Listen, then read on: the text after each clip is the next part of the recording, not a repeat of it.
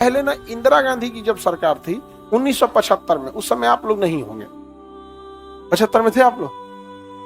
1975 में इंदिरा गांधी ने क्या किया था, बिना मतलब इमरजेंसी लगा दिया, वो भी ये भयानक वाला।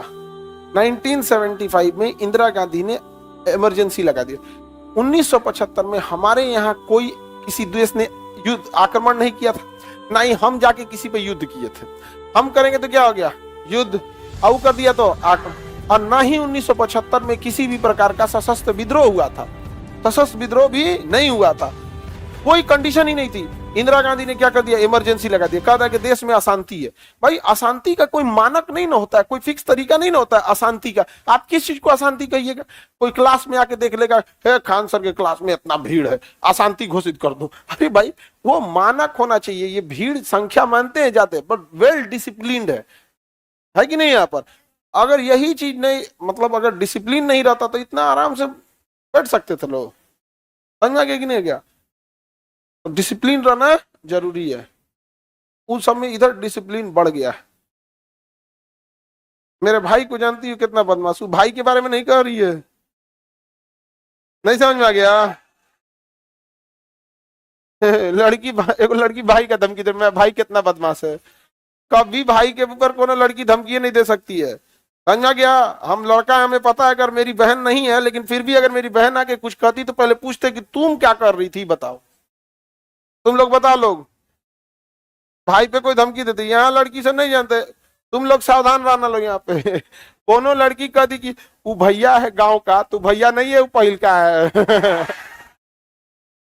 यहाँ दू गो लड़का एक दूसरे में न कंफ्यूज रहता है, वो ओकरा से बचेगा, ओके गांव का भैया, ओकरा कहेगी कि ये भैया है। सावधान रहना। समझ में आ गया कि नहीं आ गया, भैया है यहाँ पे। आगे बढ़े। Pulsar, Apache, Apache.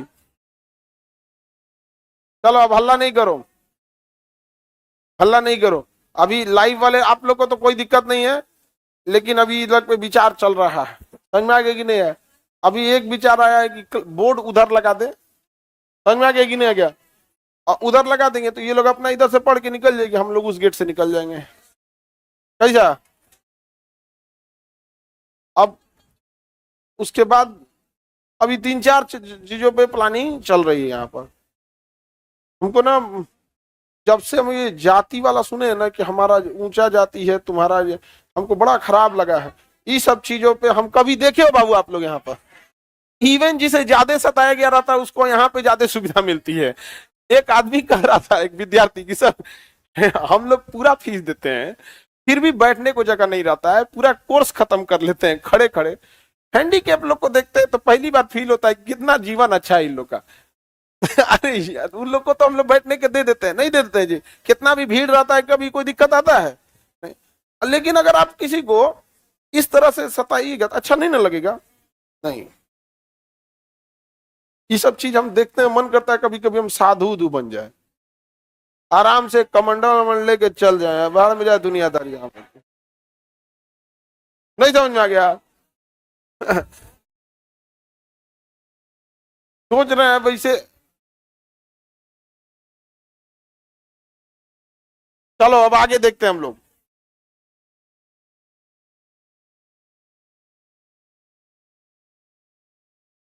चलिए अब आगे देखते हैं हम लोग। राष्ट्रीय आपात समझ में आ गया, राजकीय आपात आ गया, और ये क्या हो गया, वित्तीय आपात। इंदिरा गांधी ने 1975 में क्या लगा दिया था, बहाना क्या दी थी, आंतरिक अशांति। क्या दी थी, आंतरिक अशांति। और आंतरिक अशांति का बहाना देके इमरजेंसी लगा दी, और जो भी विपक्ष का नेता था सबको जेल में भेज दी, सबको जेल भेज दी। विपक्ष का जितना नेता था सबको। कोई अगर इंदिरा गांधी के खिलाफ कुछ भी बोल देता ना, तुरंत उठा के जेल में भेज देती थी। बहुत डिक्टेटर क्यों बोला जाता है इंदिरा गांधी को, यही इमरजेंसी की वजह से। इतना ज्यादा मतलब विपक्ष का कोई नेता ही कोई नहीं खड़ा होने दी यहाँ पर। और यहाँ पे दीनदयाल उपाध्याय थे, उनको मतलब यहाँ पर मुगल सराय स्टेशन के पास पता नहीं कौन उनके ऊपर हमला कर दिया इमरजेंसी के दौरान, और कोई खास जांच भी नहीं हुआ। इसलिए देखिएगा ना, जब बीजेपी की गवर्नमेंट आई ना तो मुगल सराय स्टेशन का नाम हो गया दीनदयाल उपाध्याय। समझ में गया। वहां के गुटखा खाने वाले को बड़ी दिक्कत हो गया है, ऑटो वालों को। ऑटो वाला मुंह में गुटखा लिया रहता था। अब पहले बोलता था मुंह में गुटखा लेकर मुगल सराय मुगल सराय मुगल सराय, अभी गुटखा लेकर बोलता है दीनदयाल उपाध्याय दीनदयाल उपाध्याय, कुल गुटखा गिर जाता है नीचे। नहीं समझ आ गया? पहले मुगल सराय 10 रुपया, मुगल सराय 10 रुपया।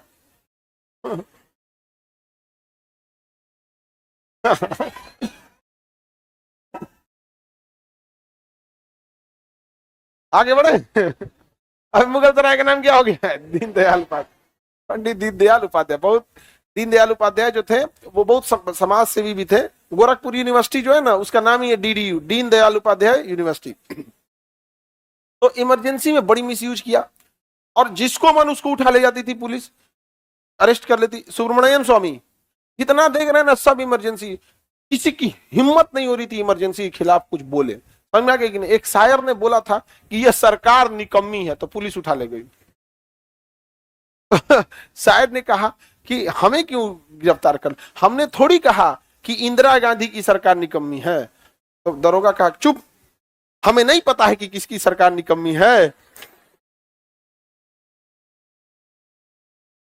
मतलब उसको भी मालूम, ये मजाक में बोले, ऐसा कोई नहीं था। लेकिन बहुत मिसयूज हुआ था इमरजेंसी का। तो इमरजेंसी शक्तियों का मिसयूज बहुत होता है। किसी की हिम्मत ही नहीं हो रही थी इमरजेंसी के खिलाफ कुछ बोले, पूरी देश में डिक्टेटरशिप आ गई थी। एक आदमी निकला, नाम था उसका जयप्रकाश नारायण। जयप्रकाश नारायण, और पैदल निकले जयप्रकाश नारायण और पूरे बिहार से जन सैलाब आ गया।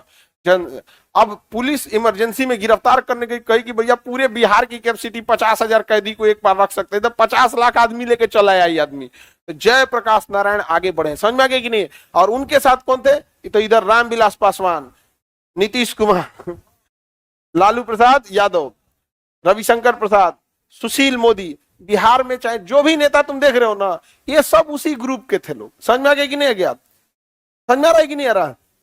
चलो लोग, चलो चलो आंदोलन करो यहाँ पर। और इमरजेंसी के टाइम पे कहा जेल भरो, आंदोलन भरो, तो देखते हैं कितना जेल भर सकते हो। अब 50,000 कैपेसिटी है, अब 5 लाख लोग चल आए कि हमको भी जेल में डालो, क्या कर पाएंगे? बहुत भीषण आंदोलन था जेपी मूवमेंट। बाद में इंदिरा गांधी को क्या करना पड़ा? इमरजेंसी को खत्म करना पड़ा। और देश में संशोधन हो गया कि कभी भी देश के आंतरिक अशांति का बहाना बना के आपात नहीं ला सकते हैं। आपात के लिए केवल 3 ही रास्ते हैं, आक्रमण हो जाए, युद्ध हो जाए, या विद्रोह हो जाए। क्या हो जाए? विद्रोह हो जाए। जैसे नक्सल समस्या है ना, एक अगर एक बड़े पैमाने पे हो जाए तो क्या हो जाएगा? विद्रोह। फिर सरकार आपके हर एक अधिकार को छीन लेगी, और उस अधिकार को छीन लेगी और वहां आपके आवागमन को रोक देगी, आवास का अधिकार हटा देगी, धार्मिक स्वतंत्रता हटा देगी, सबको डिस्प्लेस कर देगी। हट जाओ लोग, हट जाओ, सामने से हट जाओ, पूरा एरिया खाली करा के तड़तड़ा के मारेगी, आर्मी ले आके साफ कर देगी। जा यहाँ पे जो है वही सब बराबर कर देंगे। यहाँ पे समझ में आ रहा है कि नहीं आ रहा है? यहाँ पे तो इमरजेंसी पावर बहुत तगड़ा होता है। नहीं तो अगर जैसे मान के चलिए युद्ध हो गया, क्या हो गया? युद्ध हो गया, तो युद्ध के समय सेना को बॉर्डर पे भेजना है, या आक्रमण हो गया सेना को वापस भेजना है। अब इसी में कौन चल गया, दुकान लगा दिया सड़किए पे, कोई मेला लगा दिया, कोई पंडाल लगा दिया, नहीं समझ में आ गया? कुछ ना कुछ होते रहता है। पता चला ईद पड़ गया, लोग सड़क पे आ गए, नहीं समझ में आ गया? जुलूस निकल रहा है किसी चीज का, रैली निकल रहा है, कुछ ना कुछ होते रहेगा कि नहीं? सबका अधिकार है, आप कैसे रोक सकते हैं? रोक सकते हैं? नहीं रोक सकते। सेना को जाने में दिक्कत होगा, हॉर्न मारो, ये करो, हटाओ हटाओ, लगाएगा 352, क्या चीज? इमरजेंसी। 352 लगते 19 उड़ा दिया, 352 लगा। एगो मॉल में जाइएगा ना खरीदने, तो कहता buy 1 get 1 free, buy 1 get 1 free, एगो लीजिए एगो फ्री देगा। 352 जो है ना, जैसे लगेगा ना 3-4 को चीज फ्री देगा। सबसे पहले तो आपका मूल अधिकार उड़ा देगा, और सबसे पहले उड़ाएगा आर्टिकल 19। सबसे पहले क्या उड़ाएगा? आर्टिकल। अब आप बताओ सबसे जबरदस्त क्या था? आर्टिकल 19। आर्टिकल 19 था, उड़ा देगा। अभिव्यक्ति की आजादी गई। अब नहीं कह सकते कि हमारे अधिकार का हनन हो रहा है। पहले तुम बोला कैसे? बोला कैसे? यहाँ पे ना आप सभा कर सकते हैं, ना चारों ओर घूम सकते हैं, कहीं कुछ नहीं कर सकते, सब हटा देगा साइड। और पूरा इधर दानापुर छावनी से फौज निकलेगी, इलाहाबाद छावनी से निकलेगी, यहाँ से धड़ाधड़ कहाँ जाएगी? बॉर्डर पे। आप कुछ नहीं कर सकते यहाँ पे। हाँ, सरकार चाहे तो इमरजेंसी सेवा एम्बुलेंस जारी रख सकती है, लेकिन इमरजेंसी में इतना पावर होता है ना कि एम्बुलेंसों को अंदर रख देगी, चल निकल यहाँ से। लेकिन आप